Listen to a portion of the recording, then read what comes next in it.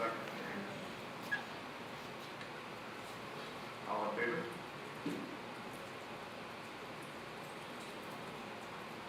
Okay, at this time, we're going to move to community forum. We have a couple here. Just want to let you know that it's roughly 2 minutes, and we won't really answer your questions, but you can make your concerns known, and then the superintendent may address some of those during his superintendent speech, and/or he'll get back to you regarding any concerns. First one I have is Christine Kiefer. Yep. And you just push the buttons and then people at home can hear as well.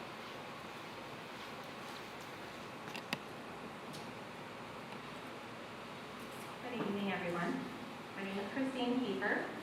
I am here today to thank you for not mandating the mask, but little birdie told me that has changed today. We're in the red zone, that's what we're saying. Okay. This stays the same.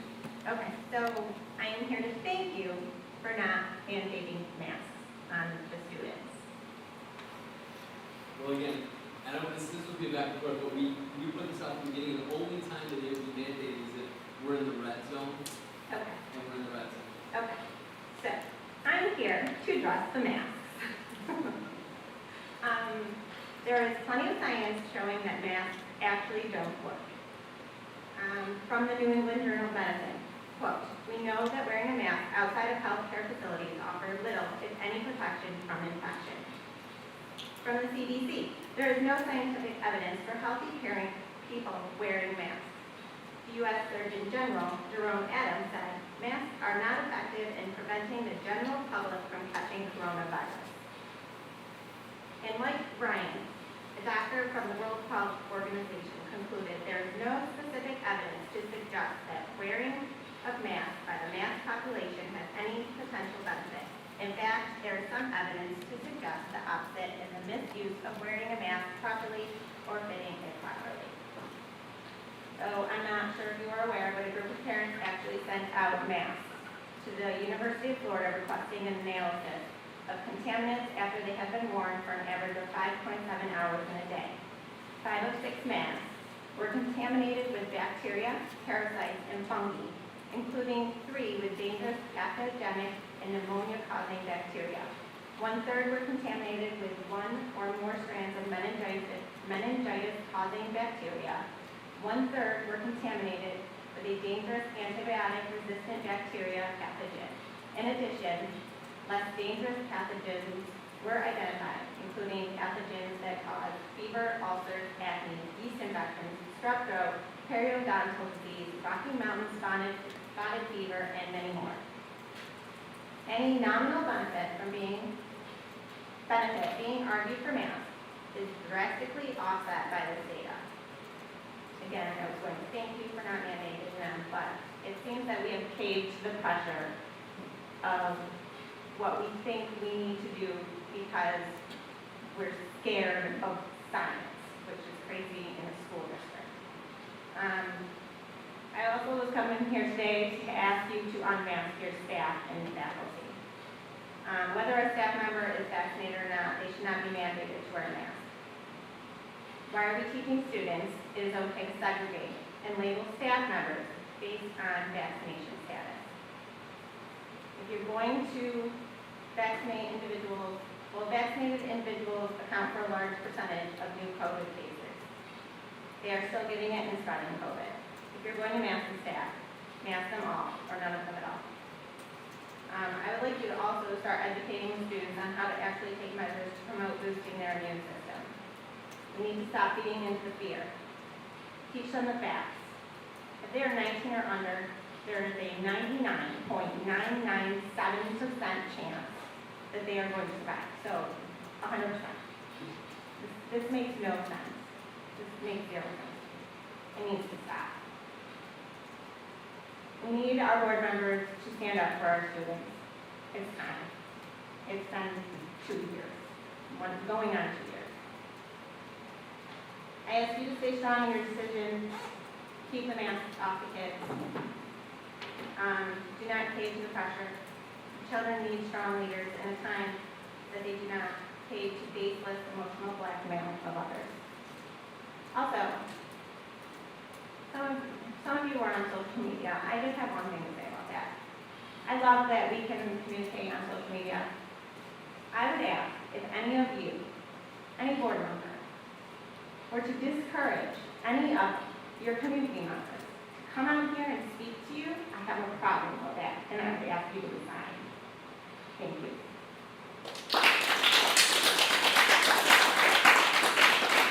Thank you, Christine. Next I have is Randy Peterson in regard to personal health. Is this on? Yeah. Okay. I didn't actually come prepared, so I hope I don't ramble too much. But first off, I'll say I agree with everything that beautifully woman said. And I'm not here to litigate the effectiveness of masks, although I clearly understand their ineffectiveness, not just through the information she shared, but before this whole pandemic happened. It was something that I researched at times for years. But what I do want to talk about is personal health and personal responsibility. And it goes to, I'm trying to get to the point of immune systems and what are we doing to help educate and boost the immune systems of kids and help educate parents about immune systems. Because I don't see it from our government, our federal government, our state government, our local government. I don't see it from the school system. I don't know if that's the case or not, how much is being presented through the school system, but I don't see it. So that's what I'm pointing at today. We know that vitamin C, vitamin D, and zinc will boost immune systems. We know that in the Northeast, there is, it is notorious for the population in the Northeast to be very low on vitamin D throughout the whole year, not just in the winter where it's drastically low. And that leads to a lot of sickness. So, I think our efforts are better spent educating people with a campaign on personal health and responsibility. If that means even buying vitamins and trying to, handing them out to kids that might need it or parents that might need it, they might need that help. I think that's a worthy cause rather than spending money on plexiglass and masks, which is ineffective, again. And, that's, what I'm talking about here is, I guess it's the hard thing to do because I hope all of you have taken some action to help your immune system and boost your health. But you can ask yourself, have you done that? It's the hard thing to do. It's hard to change the diet. It's hard to on regimen of vitamins and get it's a hard thing to do. And the hard things to do are usually the right things to do, in my mind. And again, we can do the dog and pony show to throw up plexiglass and throw up masks. It looks nice. We can point to it and say, look, we did something. But is it effective? Not in my world. It's not. So that's all we do would be to urge you to, if you want to do something effective, urge the health and immune systems of the kids, educate them, and try to help them boost that. Thank you. Thank you.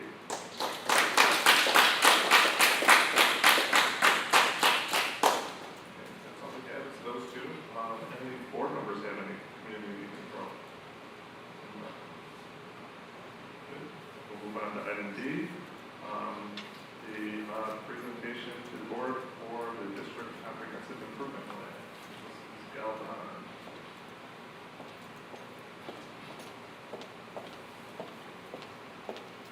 You don't have to point that at me. No, really, you don't have to point that at me.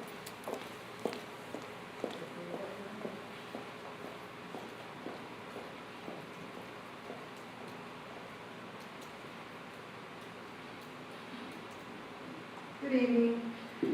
Board members, I'm here to present to you for vote the acceptance of the DSIP, the District Comprehensive Improvement Plan, and the SSEP, which is the School Comprehensive Educational Plan. Both of those plans are the same plans as far as our SSEP designation as being a targeted district with a school in need of some improvement. The committees are collaborative committees, stakeholder-focused committees that created both of the plans. We sent them to you. I have a couple of highlight slides. I'm here for Mr. Penrod as well. But if no one has any questions, I'll just do a quick overview of the slides. And then we just need a vote that you're accepted. Both of them have been submitted to the state. Both of them have already been approved. But we have to do this formality as well. So,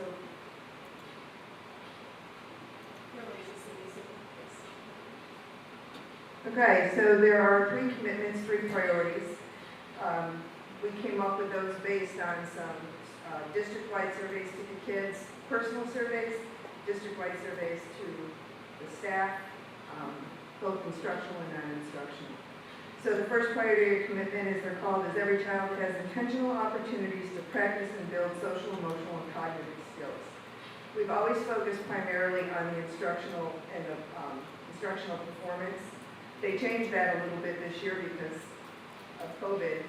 So while they still want us to make sure our kids are performing, they couldn't really use any data because all of the exams that they would normally base our performance on didn't really happen last year. So, or the year before, I should say. So they wanted us to build a combination of SEL and academic performance, so that's what that would be. Commitment 2, every child feels safe, respected, supported, and has a true sense of belonging. And every child has strong, trusting relationships with adults and peers. And again, all 3 of those commitments came from feedback from the kids. That's where they said they felt they needed the most help, and if they had those 3 things in place, they could be successful both socially, emotionally, with their mental health struggles, and academically. So they, as I said, it's based on the survey, the data that we used comes from the survey. 30% felt that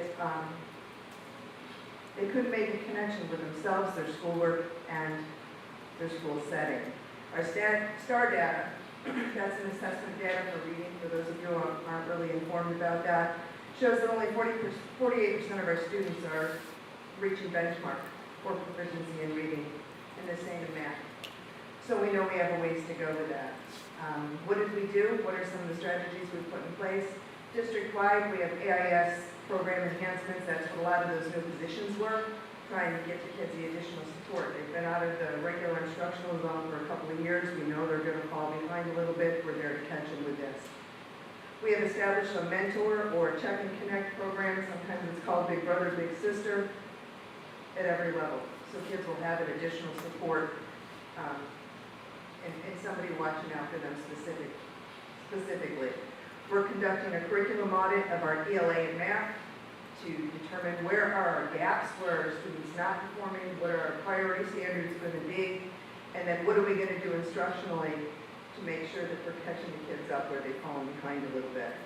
And there's going to be data meetings in every building to keep it progress monitoring. We're not just, throwing a dart and hoping we're going to hit the right standards. We'll be checking the formative and summative assessments along the way and talking about that.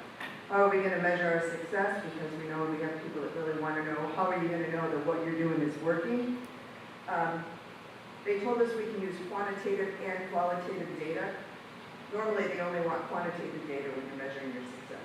Well, they know there isn't a whole lot of it, especially baseline after last year. So we're going to be measuring it by the increase in resources so students can, in fact, access some additional supports for their cognitive and their performance growth, as well as SEL supports, the social emotional learning supports. We've increased our social workers, we've increased our counselors, because we know the students are going to need them. As I said, we've increased our AIS support at all levels. Further success, we threw in a little bit of quantitative data. We're going to be looking for students to increase their performance by at least 3%. So that 48% benchmark, ideally I'd like it to go to 85. Realistically, I know that's not going to happen in a year, but it would be nice. We're going to shoot for a 3% increase. That's what they recommended for us. So commitment number 2, and both these, the DSIP and the SEP, aren't very different if you notice them. Every child feels safe, respected, and supported, and has a true sense of belonging. Again, students became very distant and disconnected. A lot of our elementary kids have stayed virtual, and most of our secondary kids, were virtual for most of the year. They said they got so disconnected they stopped logging in. So what were some of the issues that happened as a result? 80% of the students said they felt like they did belong somewhere, but they just were still disconnected. Our data indicates that our district daily attendance rate was 93%, 93.62. But of the kids that weren't here, 29.6% of our kids were chronically absent. That means they miss at least 20% of their school year. It's a lot of time to miss. Percentage of students at the secondary level failing 2 or more courses was 33% last year. That's an unheard of number. Much of the issue, according to the students, when we surveyed them, like, how could you be failing 2, 3, 4 classes? They just said, I just lost my connection. I became so overwhelmed, I just kind of stepped out. So, what are we doing for supports? Well, we're increasing the availability of after-school programs this year that's going to support some connectedness. We have all kinds of different things going on for kids, and we've got staff involved, and there's money set aside out of the money that comes with the grant to get the staff to do this extra work for us. Increase in access to counseling. Every elementary will have a social worker and a counselor. That was a 3-year phasing plan that we had to stop when the governor kind of cut our funding. With the COVID grant money and this, we're able to put that all back in. Additional training to staff in the areas of trauma-informed instruction, building relationships and making connections that support social-emotional learning. Positivity project is being implemented at all levels and all buildings. And LIFO community outreach program is being set up and led with our support staff.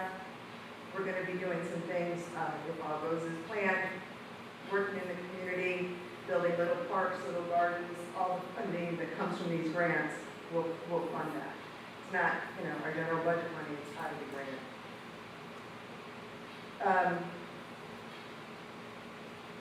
We're looking for a decrease in the percentage of students failing 2 or more courses by 4% at least. What else are we going to look for? We have an overall district-wide attendance rate of 95%. That's K-12. The current daily attendance rate is, like I said, 93. School tool dashboard, chronic absenteeism district-wide versus secondary, or I should say middle school is 29.6.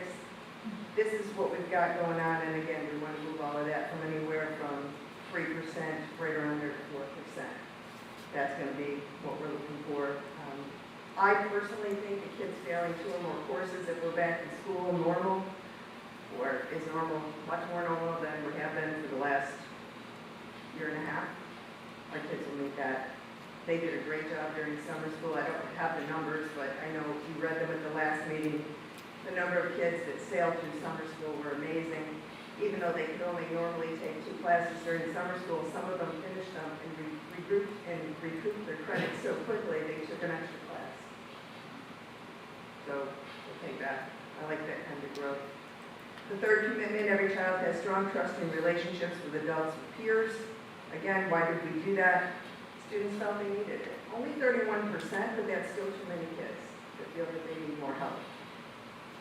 It's less than 50, but anytime a student feels they need more help in this kind of area, we want to take a look at it. So again, we've got our outreach program, Big Brother, Big Sister, the mentor program, additional training for staff on how to handle students that are struggling with this. What are we looking at? Again, we think if we're doing this correctly, the daily attendance rate will go up. That doesn't always mean that the chronic absenteeism rate will go down. So you got to have both. Daily attendance can go up, but that doesn't mean the kids that are chronically absent, those hardcore kids, that doesn't mean that will change. So we're going to be targeting them specifically. We think that the survey data that'll go back out, it goes out, in October, in January, and the end of May? Yes.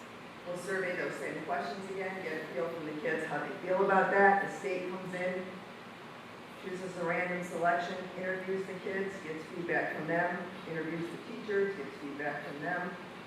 We think we're going to see a change. Again, 89% of our kids said, my teachers really care about me. That's a really good number. Some people would be satisfied by that. We want all of our kids to feel like their teachers care about them. We don't want to leave anybody behind. So, how are we going to measure our success? That's all right in here. Again, the survey questions, the check and connect, and a 4% increase overall. With any of the survey questions that we had, we want to go up 4%. These are the commitments were created based on data, survey results, instructional reports, and the needs were all prioritized by, like I said, the stakeholder groups, both the DSIP and the SEP. Does anybody have any questions on this? Kathy? I just had a question on the second commitment. Every child feels safe, respected, supported, and has a true sense of belonging. So I think there were 33% of students that failed two or more classes. Correct. And you At said the secondary level. at the second level. Right. And so you said that was pretty unheard of. The goal, I think, was to decrease that rate by 4%. Is that what is better than we used to be? Or Well, what was the norm? so I don't know, because we've never really tracked it, but it is still an unheard of number because of it. So that's why we had to run summer school the way that we did, because we had so many kids that needed it, and so many courses that they needed, we had to do like round 1 and round 2 of summer school. So that's why we know we've never had that issue before.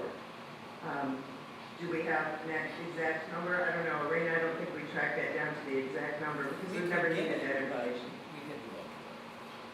We looked at it, but we didn't like track it specifically. So why only 4%? I asked myself, why would we only shoot for a 4% increase? Because we're writing this plan not knowing what we're going into for the fall. Tell me that, please. You know, thinking, it's all gonna be normal, we're going back to school, there's not gonna be anything, and I don't think we said that out loud in about, Kelly, you were there 4 days later. Well, Connie, if I could just underscore that, so I was absolutely shocked when we had said to the parents with the remaining 2.5 months left of school that the elementary kids could come back 5 days a week, and many of them took advantage of that, where I believe it was about 88% did. But at the high school level, there were still 52% of the parents, 50% of the students whose parents allowed them to stay home and remain fully remote when they could have come in 4 days a week, except for that Wednesdays that were asynchronous. And I spoke with, as you all know, I gave my work cell phone number out. I spoke with thousands of parents of the pandemic. But a lot of them said, you know, the fact that that was an option for the kids, that it was really hard to tell the kids no, so they gave the kid the opportunity. I had many parents say they wish that they'd not done that because a lot of their kids were the ones that shut the cameras off and disconnected. I've said it from the beginning, there's no substitute of kids actually being in school, in classrooms, getting that instruction.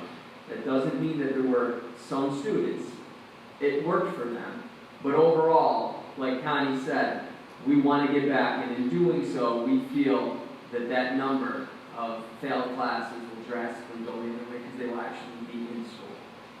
And when we set the 4%, that was prior to because all of our due dates, that was prior to the completion of summer school. So we also didn't know, if we had such a high number of kids going into the next year with failing courses, how well were they going to do in a repeat course, or even at the next level if they didn't have the foundational pass of the one before that. So we set our number, and then last week's, or I guess it wasn't last week, so it was the week before, the summer school success rate was just amazing.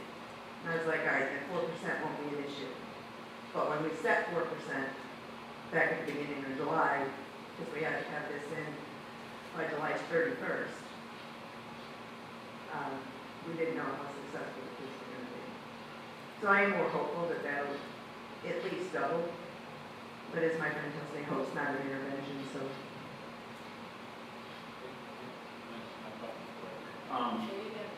Do I have it now? Okay. So how often are we going to see the data from this plan presented to the board?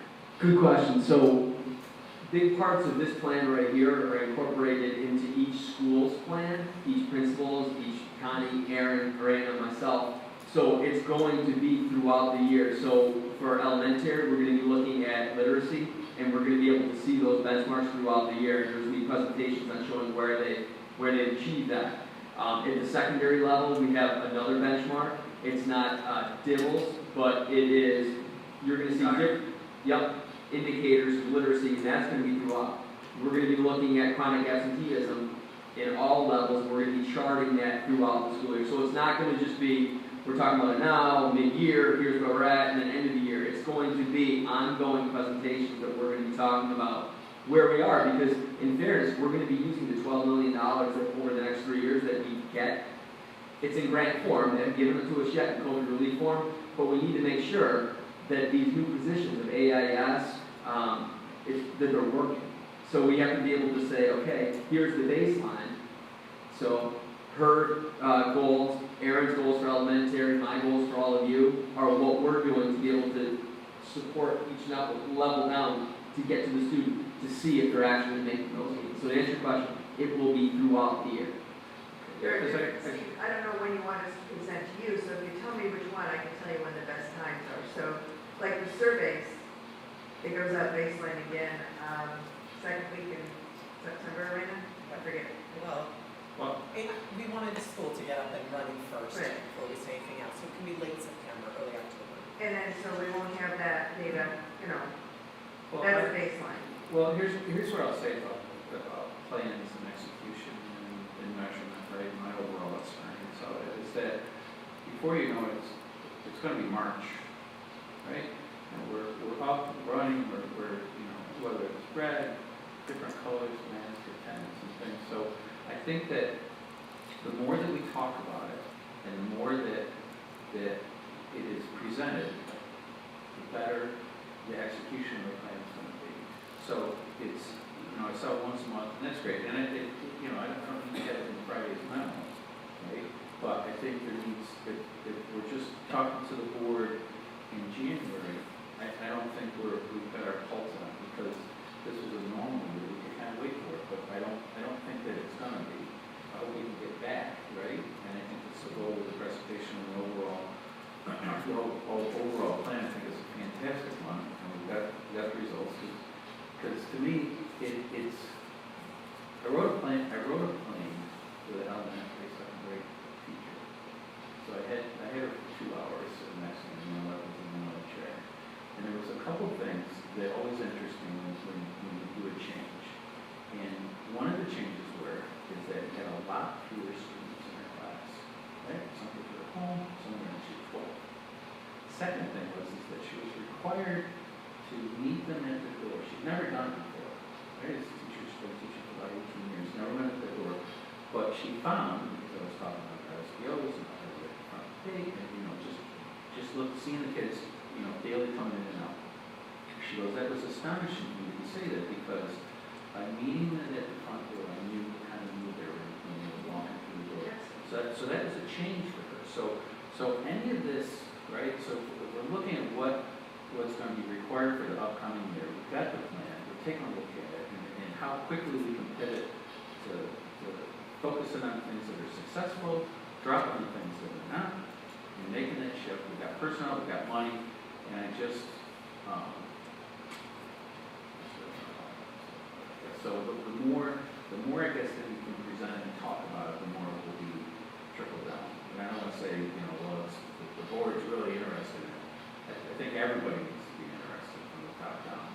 It's just the way it is. So That's not, I'm blessed with their visits about every 45 days. People can say that.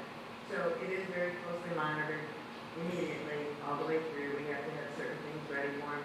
Like the easiest things, the things that we pull every month are attendance rate, chronic absenteeism. Obviously that changes because chronic absenteeism is based by how many days school has been in session and how many days you, Stephen Patch, has missed based on how many days it's there. So that changes obviously every single day.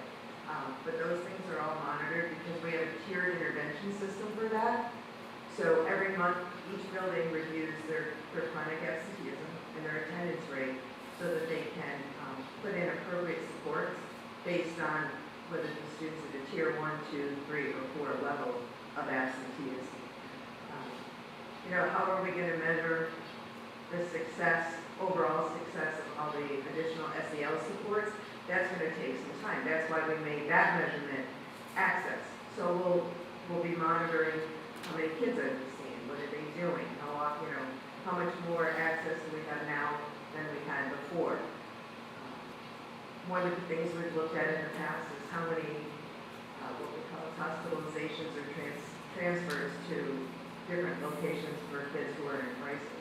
We monitor all of that all the time. And that's what those meetings are about. When I say that the monthly data meetings, numerical meetings, those are going to be more informative in some of the data, and that's also part of the curriculum audit that the administrators are going to do. So when you guys want to know information, you can just tell Tom enough for that. But it's not even that, that even sounds reactionary. What I want everyone to understand is this is a DSID plan, but running at the same time, we have our goals for our district. So things that aren't even part of this will be in that. So you, all the board members are gonna get our goals, at the beginning of September. You're gonna see the building goals, you're gonna see the administrative goals, support those, and then all the way up how we support that. There are key things that Connie just talked about, kind of absenteeism, literacy, improving that. There shouldn't be 48% of the kids reading at grade level, it's gotta be higher. So those are all going to be in the district's goals that we will be regularly monitoring. So even though that only has certain requirements throughout the year, our goals, you're gonna see in an ongoing rolling basis. Yeah, 'cause I think, you know, because I've talked about, you know, I sent you, sent to the board too, as far as, you know, my time being on the board and seeing things that have really not improved since I've been on it, right? So how good of a job am I doing sitting on the board? And like I said, I'm really interested in the third grade level reading thing. So if we're looking to improve that and we're focusing on it, and, you know, I'm excited about the upcoming year. I think there's a great plan coming up. We've talked about it that is really, I think, going to help. I really think that it's a great plan. But, you know, you've got the other side of it, that it might not work, right? So at what point do you get off, because you can say, well, 48%, well, I'm looking at it like, sort of, you know, graduation education, 52 or not, right?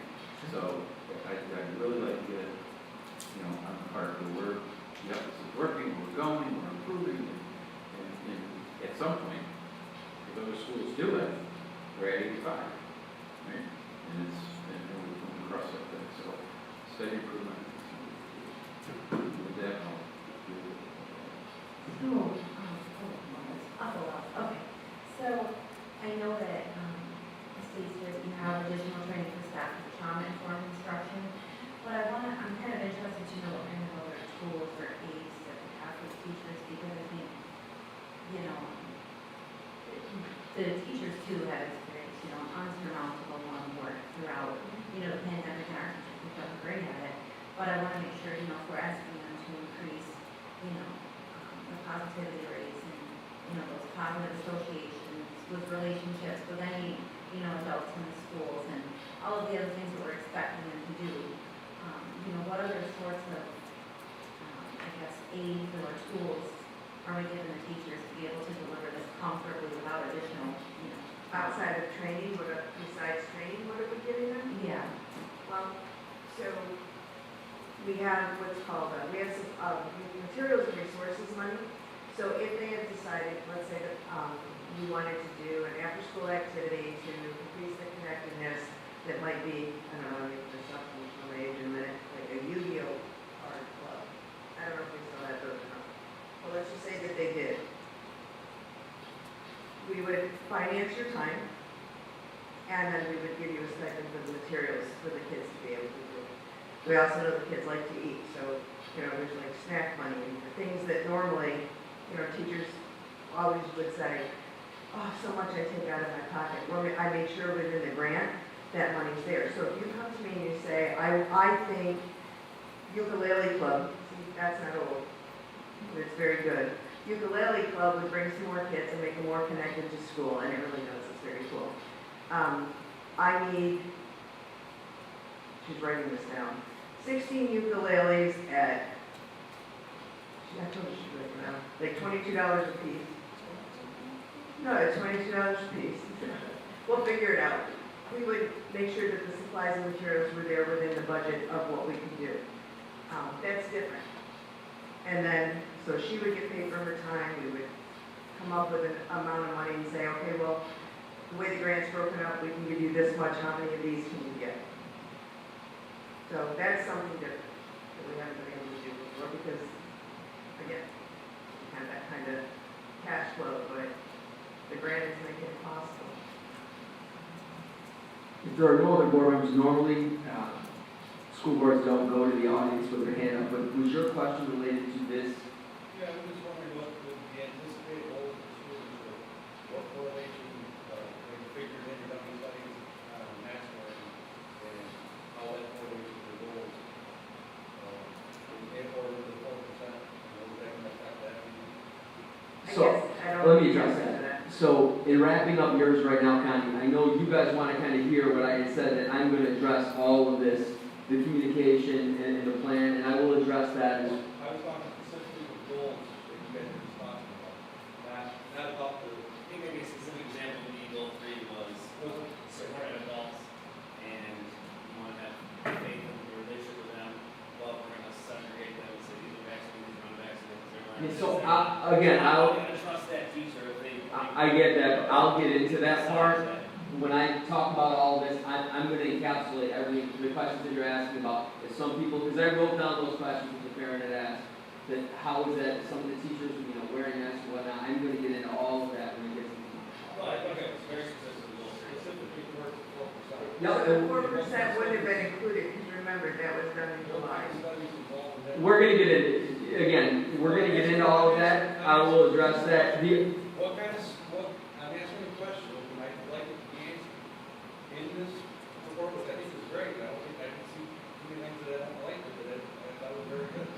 But with that 4%, or this whole presentation, what kind of studies have been done towards mask learning in school? By our school district? For that in that city that we were trying to. As far as failure rate, as far as, So I think what they're asking me, Tom, is did masks make the kids, if Yep. wearing masks make the kids fail? Also, one of the very specific questions is the 4% valid.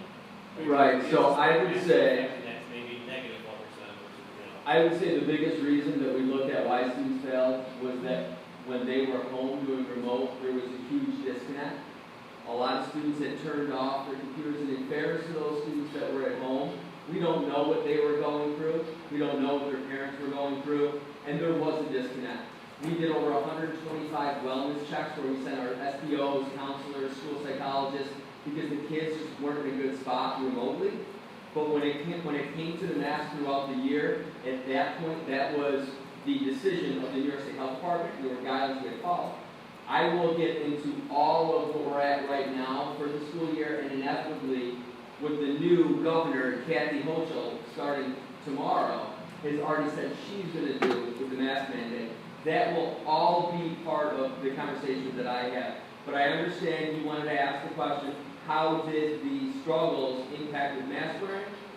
And we'll get into that when we have our conversation. Okay? Thank you, Connie. so this report, or this presentation, has no bearing on. Mask wearing, no. Okay. No, this is the DSIP plan based on criteria that the state put in State place. tells us we have to, we love the state. That's wonderful. And if any of you leave prior in the audience, prior to me speaking, I just want to say I am glad that you're coming here to speak, because it is important that the board members do also hear two sides of the situation. So I value the fact that you guys are here today. If you're not able to stay and you have to leave before I speak. So thank you, Councilor. Before you guys go on, anything you have any more questions? Personnel. Can I get a motion to accept personnel? I'll second. All in favor?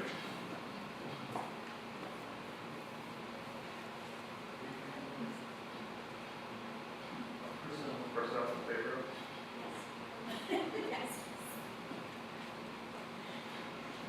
Okay, on to item F, consent agenda. I'm going to take it items 1 through 5 as the entirety. Can I have a motion to accept item F, consent agenda? Yes. Mrs. Wood? All in favor?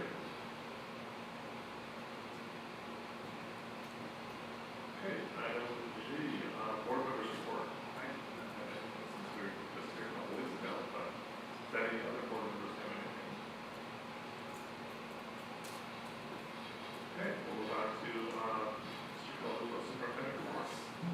So again, as I just said to the audience, to the board, I always think it's healthy that the board always hears two different sides of every perspective.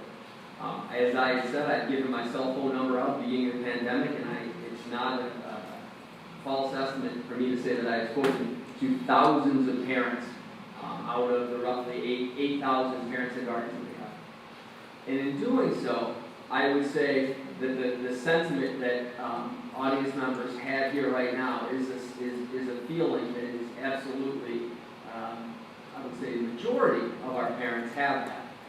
There have been parents that have aggressively emailed the board, again, giving their right to be able to say why they feel that everybody should be masked up, and reasons why they feel that, whether that's the CDC recommends that, whether that is the pediatrician organizations have now said that, but they firmly believe in that. So I think it is refreshing that the board can also see what the many parents that also feel the negative impacts of masking.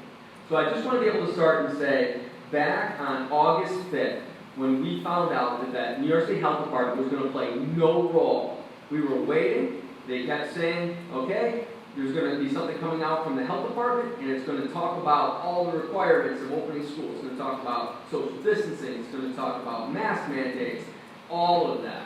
Well, then we got word, when pretty much everybody else got word, that that was not going to happen. So on August 5th, I took it upon myself to email out all parents, well, staff first, and then all parents and guardians, at the August 5th letter that I shared with the board on the Friday memo, when I listed all my correspondence. And I had pulled that up and I had printed it. And I just want to read that real quick.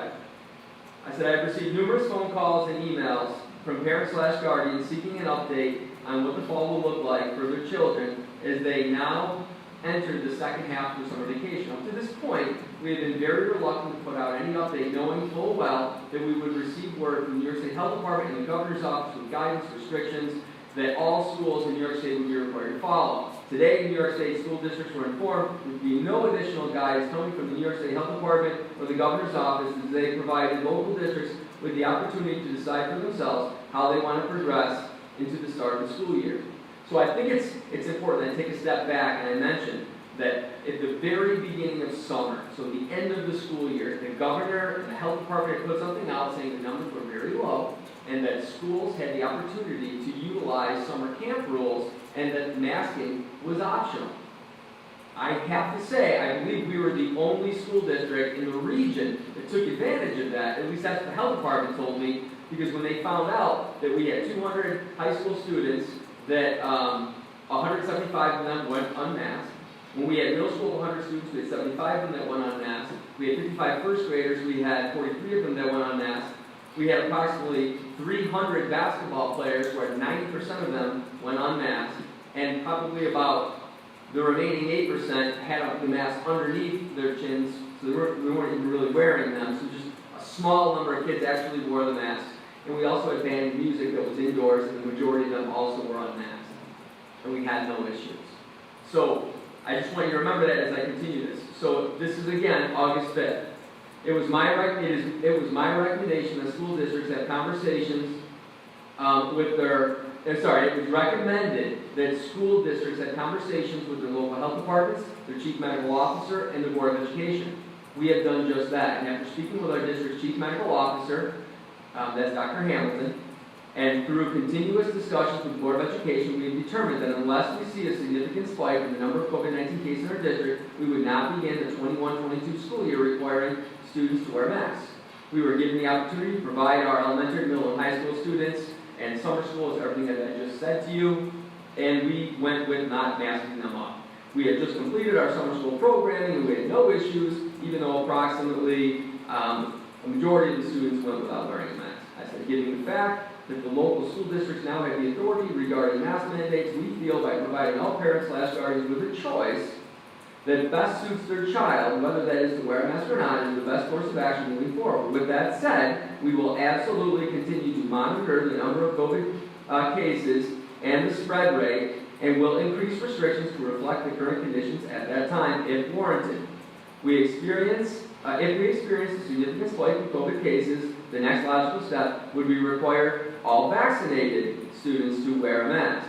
This letter is meant to update all parents/guardians regarding our intentions to start the school year off if the current conditions were to remain the same.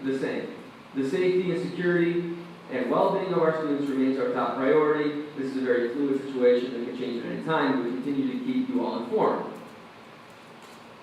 Then, that was the 5th, and then on August 12th, we put a letter out that had, you're probably all familiar with this actually was our metrics. And we did get a considerable amount of heat because in the substantial transmission zone, again, we are the only district in our entire region that basically said that masking is optional for all vaccinated and unvaccinated students. All vaccinated and unvaccinated staff would have to wear a mask in that substantial transmission zone, considered the orange zone. That is 50 to 99 new cases in a 7-day rolling period.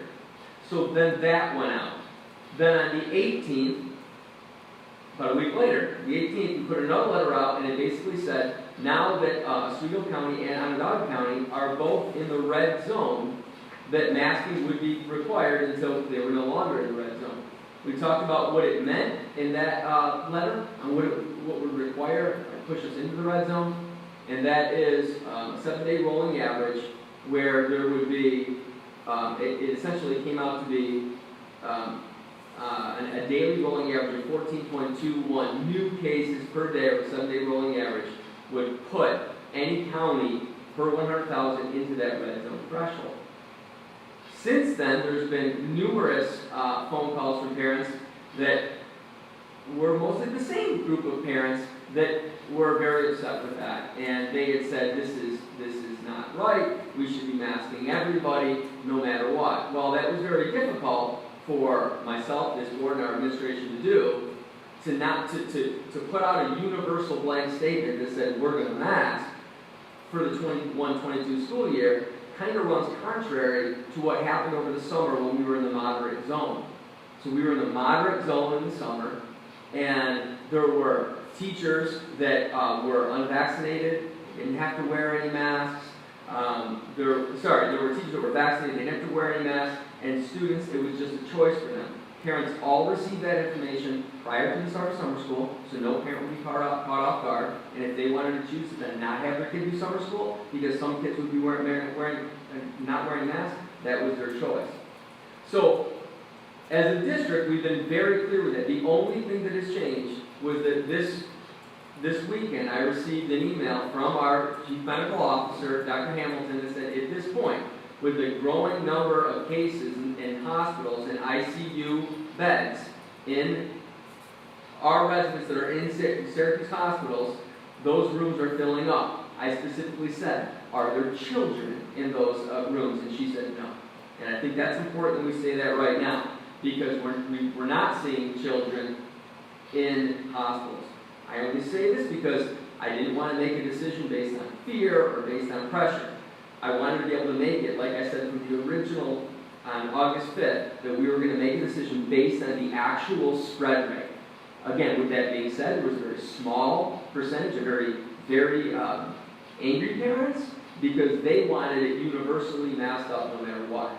With that being said, I have been very clear to every email response to those parents, every phone call, whether that's an hour and 45 minutes on a Sunday, I'll have a conversation with these parents.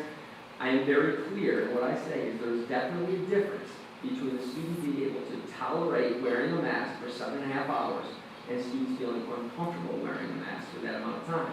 And the only time that we would agree to do that is if we were only in the red zone. Again, I took a lot of heat from that, not only from the parents that were upset, but from the parent from both health departments. I had been called numerous times to say, we feel that everybody needs to be masked up. And I said, I will not do a universal mask mandate if I am given the authority, representing this district, chosen by the board, to be able to look at actual data. So, I can say I don't know another superintendent that has not come out of the gate with a universal mandate saying we're masking across the board. It was the only one in the summer when it was a moderate range to do that.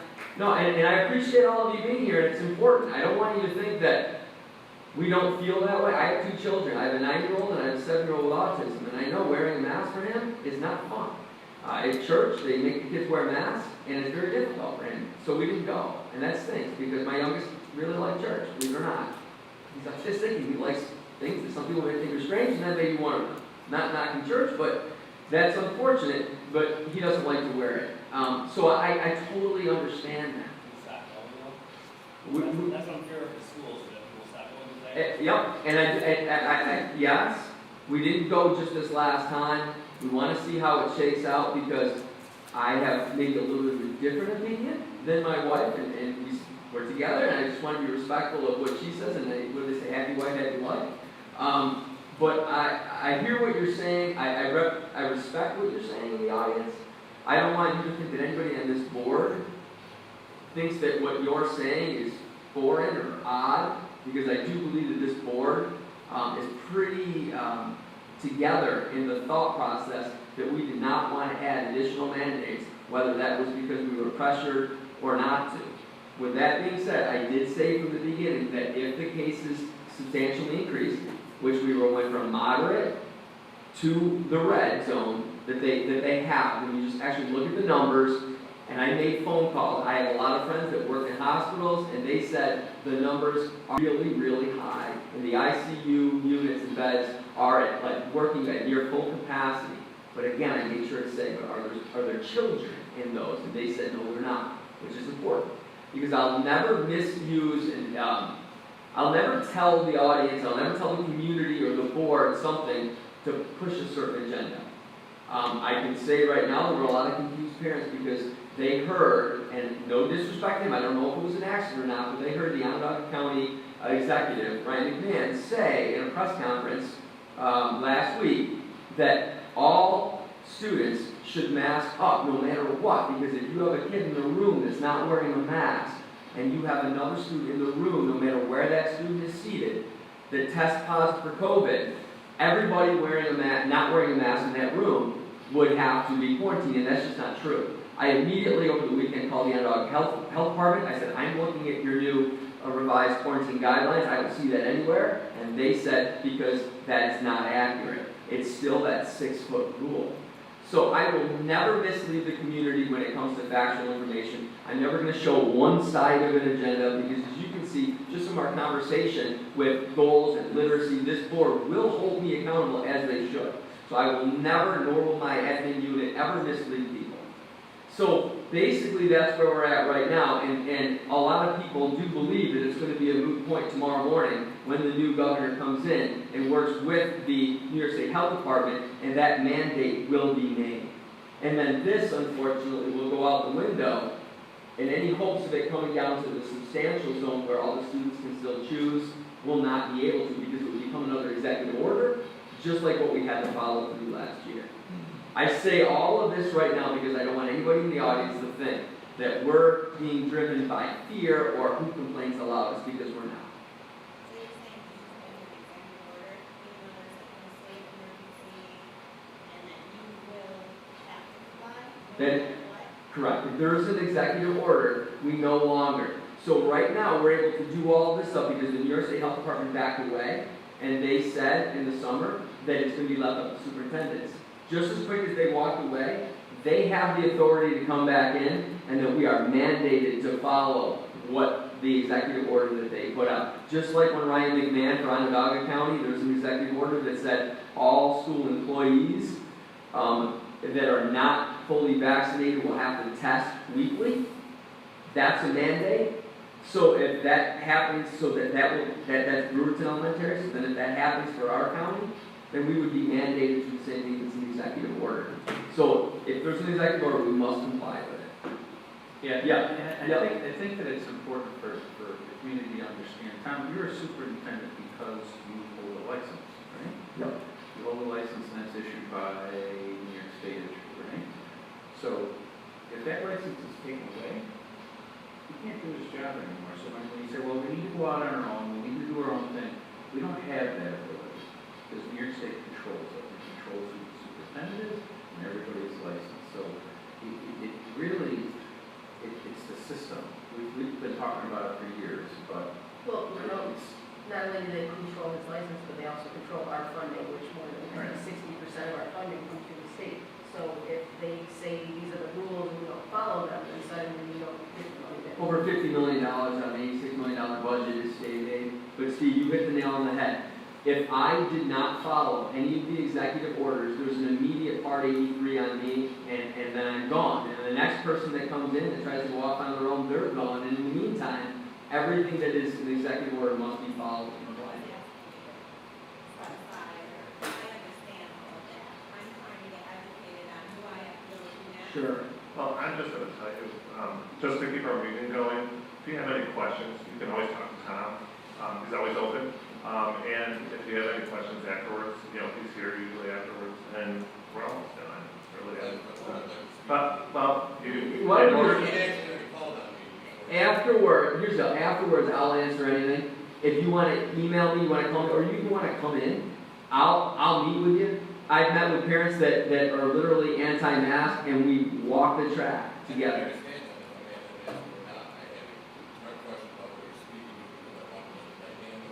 Well, and really, Of the school district having it, okay, 3 counties wide. Yes. Now, how does that play into the case numbers? Because again, you're talking about when you find 3 counties, nearly 750,000 people, so you're saying that. Let me answer that. No, that's a good question, because that's a clarifying question that I want everyone to know. So if it's a student or staff member that is working at Brewerton Elementary, they have to follow Onondaga County's guidelines, their quarantine guidelines and whatnot, and the red zone, orange zone, whatnot. That is, they're part of Onondaga County to follow that. If it's in the other 5 schools, those 5 schools are all located in Oswego County. Even though we have students that actually live in Oneida County, the schools are actually located in Oswego County, so they have to follow those rules.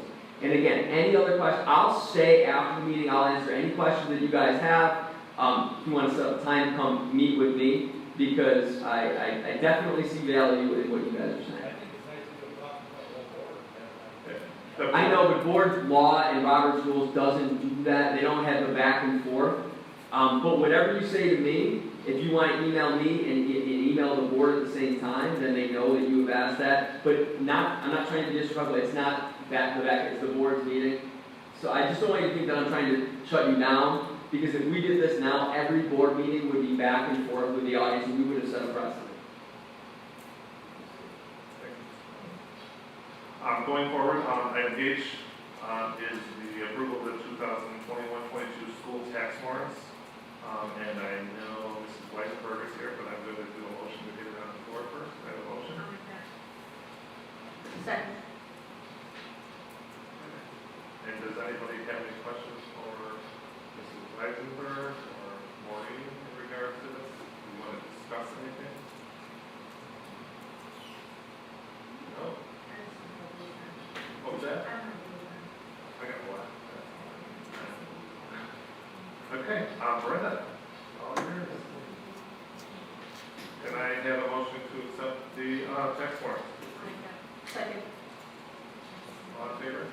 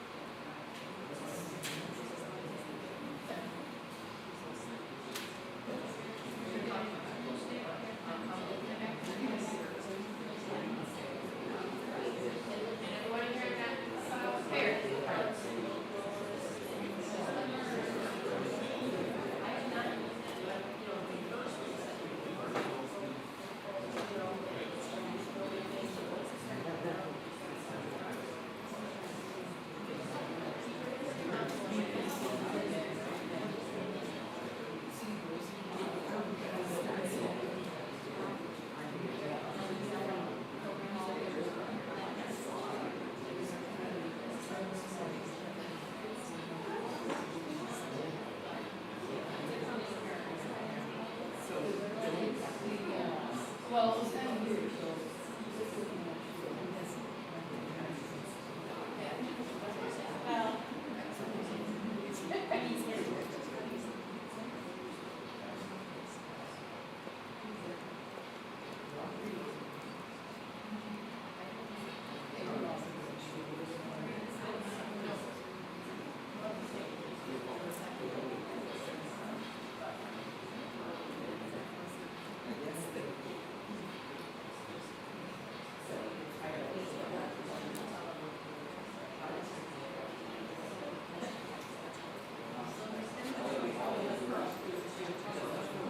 Well.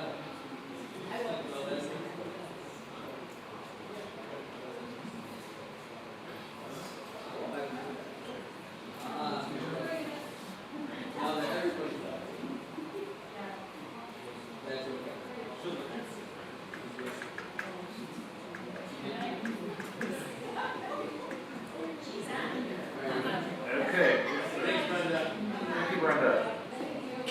On to item H2, the approval of the district comprehensive improvement plan and the school comprehensive education plan. I have a motion. I'll second. And Christie is a second. And all in favor?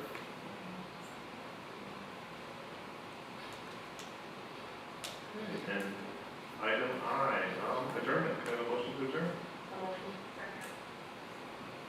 All in favor?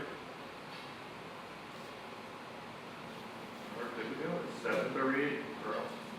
Have a good evening.